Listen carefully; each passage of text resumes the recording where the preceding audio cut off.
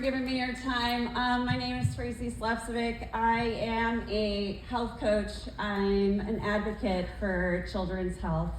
And foremost, I am a mother.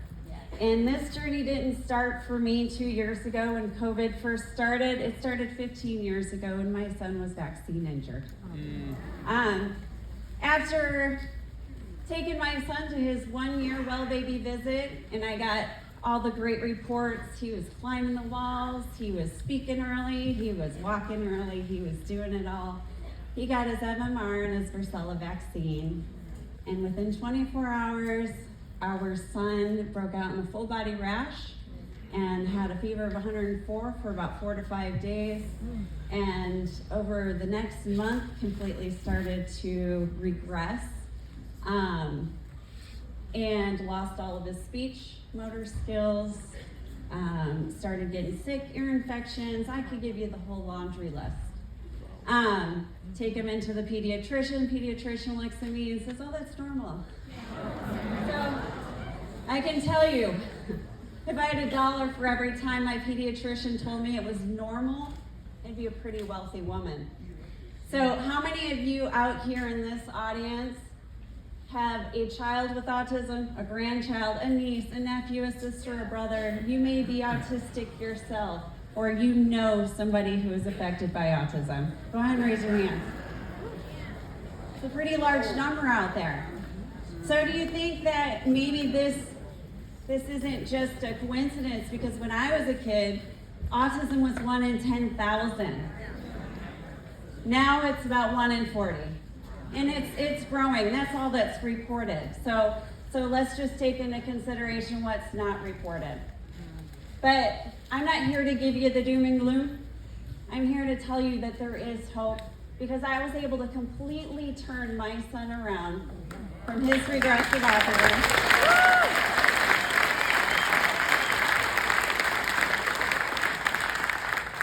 It's where he is fully functionable today. He's a 16-year-old. He drives. He's a straight A student. He's doing very well. He does think his mother is a conspiracy theorist. Okay? But that's okay. And I have some pretty amazing doctors, advocates, specialists. Dr. Andrew Wakefield, I don't know if you're in here somewhere, but God bless you. This man has been an advocate for children on the spectrum for so many years, as has many others. Also, there are so many books out there. If I could only sit up here and talk to you about how many books, but How to End the Autism Epidemic by J.B. Hanley. Him and his wife started an organization called Generation Rescue. Some of you may have heard of it.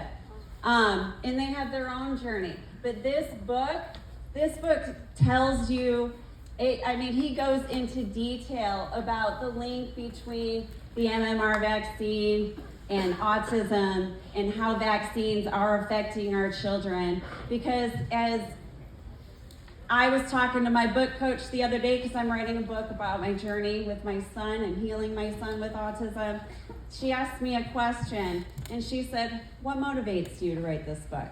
And I said, well, other than my child, that's the obvious. But back in the day when I started this journey, the main thing that we were concerned about was safely vaccinating. Let's safely vaccinate our children. Let's go back to an old vaccine schedule. Let's spread them out. Now, doctors cannot do that. They will lose their licenses. But now I'm telling you, please, I am begging you. I'm not a physician by no means. I went back to school for alternative medicine and got my degree. But please, do your research. I'm not going to tell you what to do. Do your research. I did my research. And because I did my research, and because of those doctors who stuck their neck out there, and because of those advocates who stepped out, I was able to recover my child. There is hope. Because, as Jesus said in Matthew 17, verse 20, if you have the faith of a mustard seed, you can move mountains. And I promise you, as doctors were telling me, my child would never function normally. He is a fully functioning kid to this day. But I have another important thing to talk about, and that's the bills that we've got going on in the state of California, because I am in California. So first of all, you got SB 871. I'm going to go through these real quick because I know I don't have a whole lot of time. Public health, immunizations. Thank you, Senator Pan. For our preschools, K through 12, public, private, they don't care. Vaccinations. SB 866, minors. Who thinks a 12-year-old should be able to decide for themselves whether they are vaccinated without a parent's consent? Absolutely. It's appalling. AB 1993, employment. Who here owns businesses? All right. That one goes through. You are going to be mandated to make sure that all your employees and your subcontractors are vaccinated. And you will be monitored by the state. I'm not doing it. AB 1797, immunization registry. Y'all gonna go into a registry. They're all gonna track you. AB 2098, physicians and surgeons. Do you know if a doctor even dares to speak out against COVID-19 vaccine, they're gonna strip them of their license. SB 920, Medical Board of California. Records request. They will have access, screw your HIPAA laws, it's not gonna happen. They will have access to all your medical records.